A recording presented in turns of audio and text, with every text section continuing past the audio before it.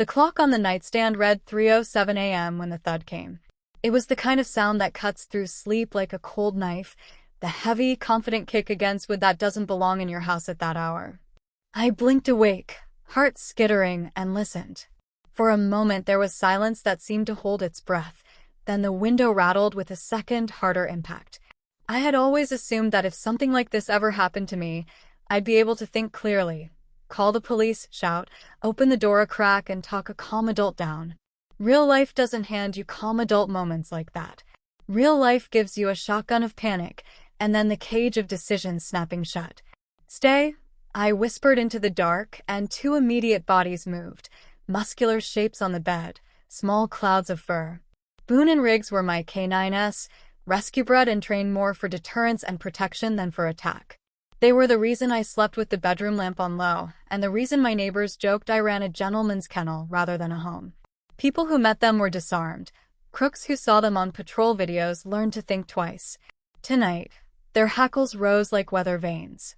Boone patted onto the floor first, nails clicking on hardwood, eyes reflecting the lamp's glow. Riggs followed, an engine of quiet energy. They stood at the bedroom door, ears forward, breathing slow but intense. Something about their posture told me this wasn't a stranger in the bushes. It was someone who thought they had a right to be here. A third thud, then muffled voices outside.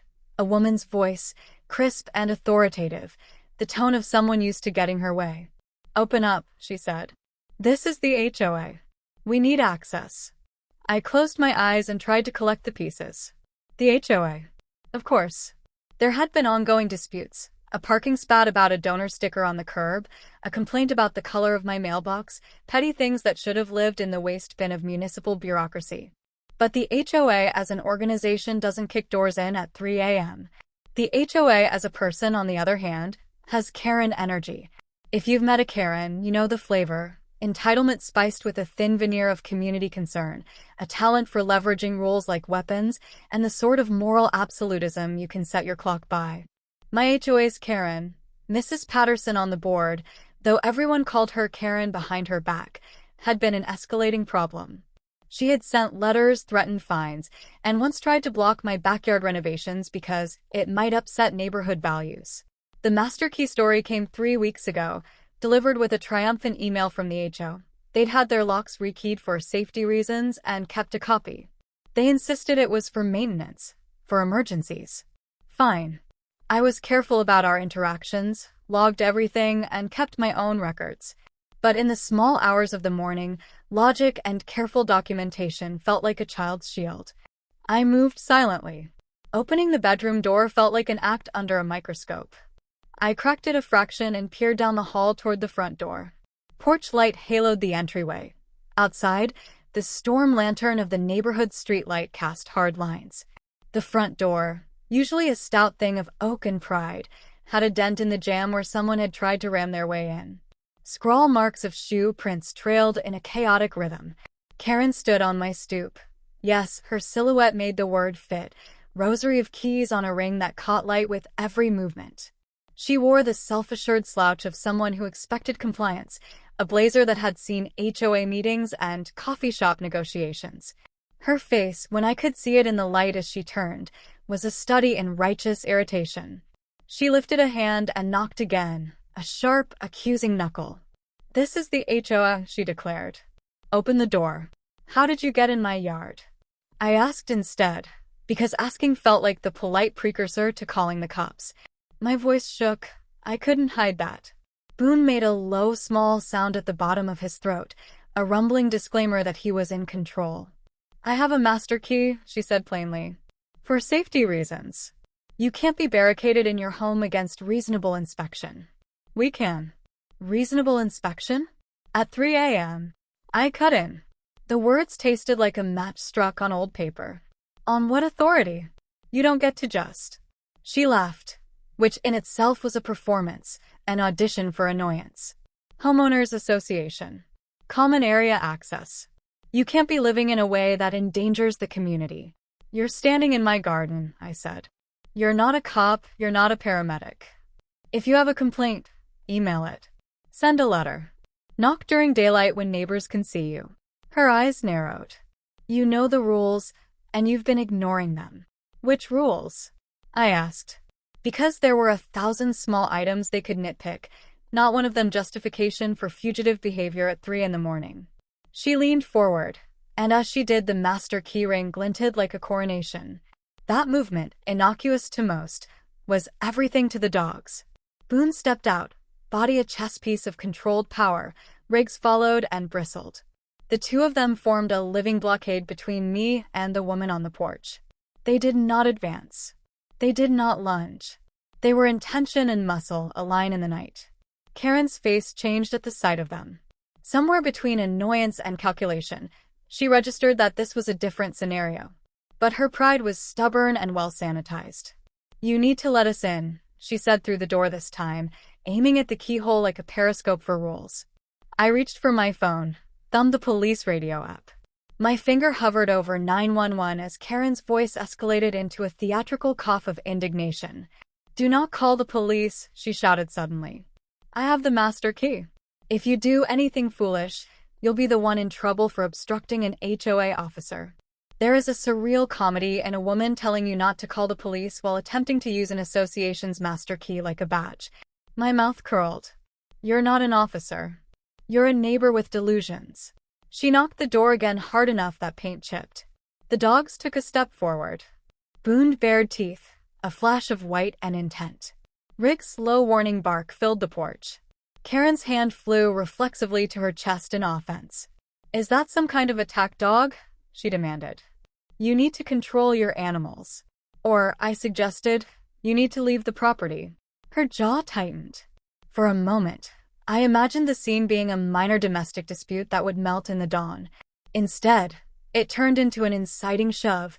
She slammed her shoulder into the door frame and tried the handle. It stuck. Her face flushed red with the effort of someone who'd expected compliance and gotten resistance. Then, seeing the handle didn't give, she took a step back and opted for the more dramatic option. She lifted her boot and kicked the door. That sound, the impact of boot and wood at close range, sent the dogs into a new tier of response. Boone reacted first, launched forward with the precision of a guardian and the restraint of someone trained never to maim without command. The door shuddered under the second kick, and the frame moaned as if in pain. Wood splintered. Riggs was at my side in a heartbeat.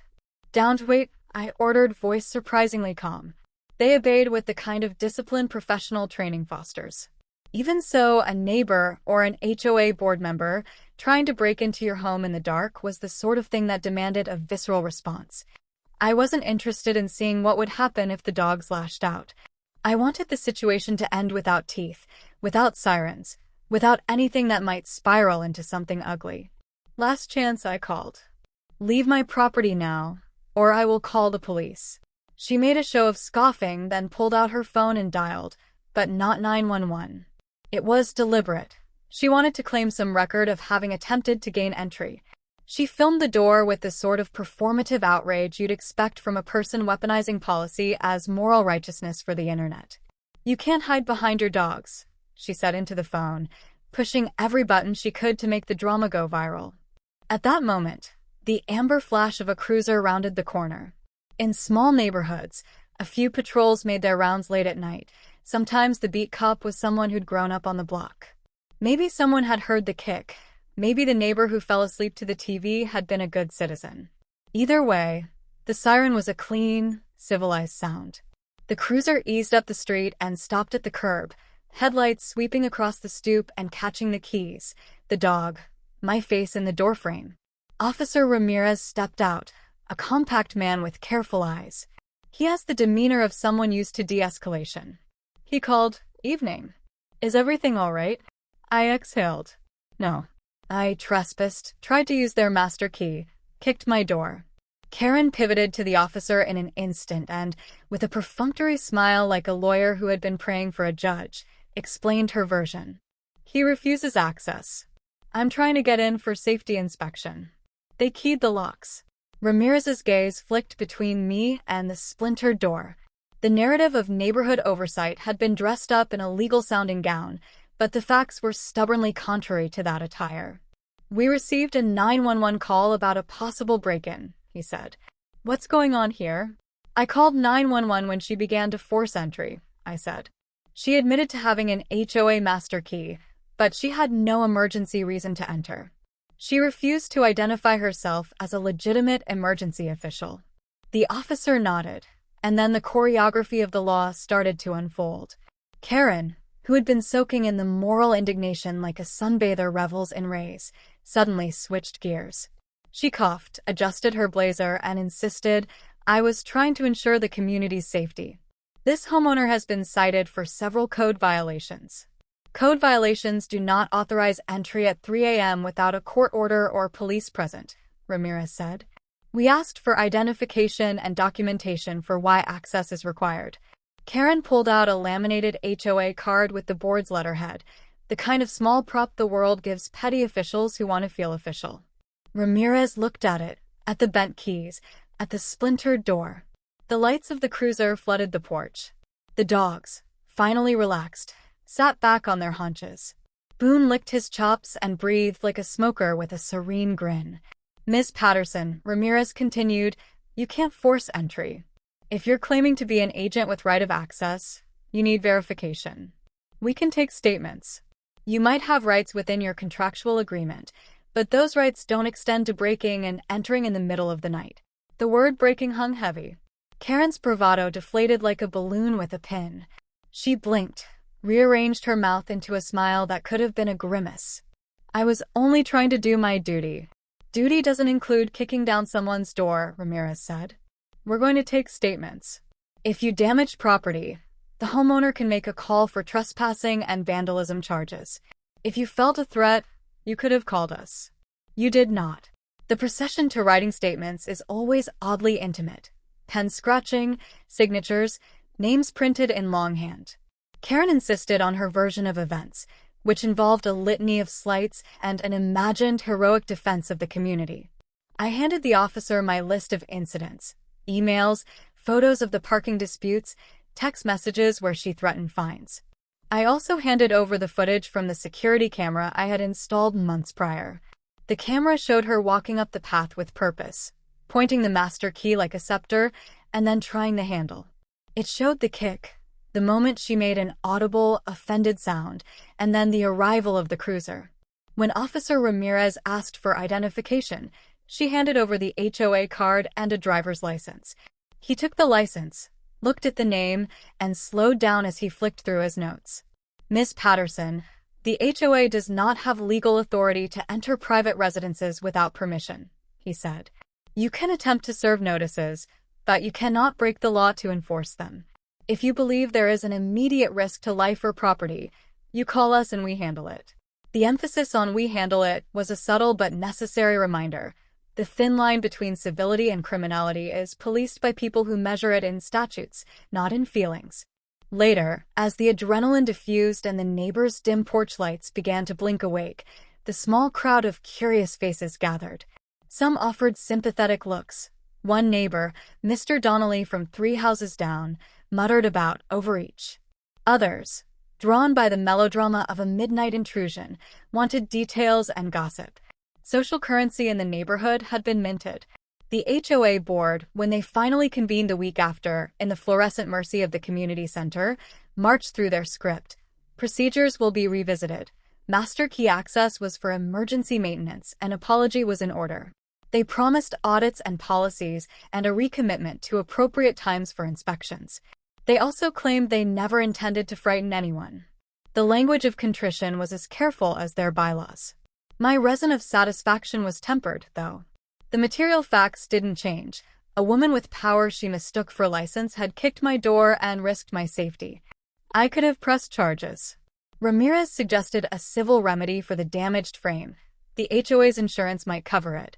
Karen wrote an apology email that read like a legal settlement, the sort of thing that uses soft phrases to harden an outcome. She said she regretted the incident. She regretted no more than that the optics had been bad. But the incident wasn't purely legal.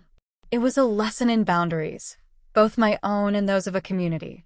I'd been lax, thinking policies and emails would be sufficient to stake my territory. I had not expected someone to weaponize the aesthetics of governance. I had not expected the cheap bravado of a woman who thought the rules were her personal property. The K9s, for their part, were indifferent to HOA politics. Boone settled back into his bed as if the night's excitement had been no more than a fetch that went long. Riggs climbed back up, thumped his tail against my shin, and pushed his head under my hand for the kind of consolation that requires no words. They were my constant, a reassurance that whatever bureaucratic theater played out on the steps of our life, some things were simple and true. In the weeks after, I took steps with the kind of bureaucratic diligence that used to make me yawn. I had the locks changed on my front door. I found a locksmith who not only rekeyed but installed a deadbolt that required consent on entry. I emailed the HOA, copying Ramirez from the police department, requesting the policy that allowed them to keep a master key. They sent back a link to their bylaws and then, less helpfully, a note that said community safety justified some measures. I called my attorney and described the event. She smiled like someone who loved a good precedent and sent an email that would make the HOA counselors rethink their overnight adventures. Neighbors were on my side more than I expected. A petition circulated, not to cancel Karen, the internet had done that already, but to demand better training, stricter policies, and a transparent inventory of who had keys and why. Privacy was a serious topic now. People who had laughed at my paranoia a year earlier attended a meeting and voiced support for limits that felt obvious in principle but had been ignored in practice. The HOA issued a public statement. The master key would remain under safer custody, procedures would be updated, and a sign-off would be required for entry. Whether they actually implemented these changes, or whether the administrative inertia resumed its usual sloth, was a different matter. For me, the change mattered less than the knowledge that I had forced the boundary lines into public view. I had not only a splintered door and a bad night, I had a record. There were other aftershocks. Karen's standing on the board diminished. People are fickle, and the social ledger sometimes balances quickly. There were whispers among the more conservative members who felt she'd overreached, accused her of bringing unnecessary publicity to the community. Her calls to convene emergency committees were sometimes met with silence. The master key policy was revisited, and a small committee, including me, after a little societal pressure, was formed to recommend transparent governance. It was a relief to be involved in shaping policy that had almost been used like a battering ram. I still sometimes think about that night, about the way her face moved, about the shiny ring of keys, about the rawness of the kick. I think about how easy it is for the veneer of civility to crack like old paint. I think about the discipline that kept Boone and Riggs from turning the incident into a worse scene. Dogs are honest animals. They read what's happening in the room, and they react without the moral calculus that humans often corrupt with ego and entitlement. They only know what they know: threat, friend, defend. In time, the neighborhood returned to its rituals: mowing schedules, holiday decorations, board meetings with stale coffee, and minutes read aloud. People filed the incident under traumatic but instructive, which is how communities sometimes absorb the shocks that make them awake at night. Friends stopped by and asked for the full retelling. I obliged, sometimes exaggerating for the comic effect that makes the telling easier. One neighbor joked that she'd include a warning label on her next party invitation: "Bring snacks, not drama." HOA interventions after midnight will be recorded. Laughter helps cement the lesson. Ridicule can be a public safeguard. Karen, for her part, called a few residents and offered apologies that were measured by inconvenience, not insight. She donated to the community fund to replace the damaged door, a kind of tidy restitution. The legal route had been available, but I chose not to burn bridges. Sometimes better outcomes are negotiated than litigated. Besides, there is a kind of satisfaction in watching bureaucratic hubris shrink under the light of common sense. People asked whether I had used the incident for content, to make a point on social media, or as some narrative for vengeance. I didn't. The story didn't need polishing. It lived in the scar on the doorframe, in the cursive email from the HOA admitting error, in Officer Ramirez's tired, patient face when he said, "You're smart to document everything." Proof mattered. So did restraint. If there's a moral to this midnight tale, it's not an eye for an eye sermon. It's an argument for boundaries and for the healthy exercise of community power. Organizations exist for mutual benefit, to maintain hedges, to manage shared expenses, to ensure sidewalks are safe. But when the people who hold the roles forget that power is a trust, they can forget the very thing the trust was supposed to protect, the individual dignity of those they serve. And if you're ever in a situation where someone with an official badge or handmade authority comes at you at 3 a.m., there's a list of small, practical things you should do. Document. Call the police if your safety is threatened. Avoid escalating physical encounters, and ultimately make sure you have the locks changed and a record kept. But the longest and truest advice is simpler. Know who your allies are. Boone and Riggs were not just alarm systems. They were witnesses and a boundary. They taught me that protection is sometimes as quiet as restraint and as loud as a bark when the situation demands. A few months later, on a sunny Saturday, the neighborhood hosted its annual block barbecue. Karen arrived with a casserole that she insisted on placing on the far end of the table. I made a point of offering her a civil greeting and keeping the conversation mundane, whether the new seedlings, the loudness of the music. We kept the big things small and documented the small things large. Boone and Riggs lounged in the shade, tongues lolling, getting pats from kids who loved their gentle eyes. Someone raised a glass and told the story of the night of the master key in a different tone, joking, careful, the kind of retelling that transfers a lesson without vengefulness. Karen listened, the color of her face settling like an idea into place. She looked at my dogs, then at me, and gave a short, measured nod. No apology that night. Civility had a new dress code. At home, after the last guest left and the yard settled into a polite hush, I stood on the porch and ran my palm over the repaired frame. The wood had been sanded down and stained. You could see where the trauma had been smoothed into repair. It looked better in a way, clean and functional, a bit stronger at the seam. Good dogs, I told Boone and Riggs. They both wagged, as if to say that protecting home had its rewards, a belly rub, a treat, the security of a pocket of peace. They slept that night with their paws on the threshold, guardians of a place they loved in a way that needed no bylaws or badges to explain it. In the end, the real victory wasn't the embarrassment of an overreaching HOA member or the few signatures on a petition. It was the restoration of a limit, a civic line that said, loud enough for everyone to hear, that a community is only worth its name when it honors the people who live within it. And if someone tried to cross that line at 3 a.m., with a shiny ring of keys and the belief that rules were their private playbook, the neighborhood had learned that it would not stand by. There were witnesses and records and dogs who would not let the night be stolen. So if you ever wonder whether it's worth the fuss to keep records, change locks, and teach your dogs to be polite but firm, here's the simple answer: yes. Because the night reveals character and the morning brings consequences. And some people, despite their best intentions, need to be reminded that Master Key is not a license for mastery over other people's lives.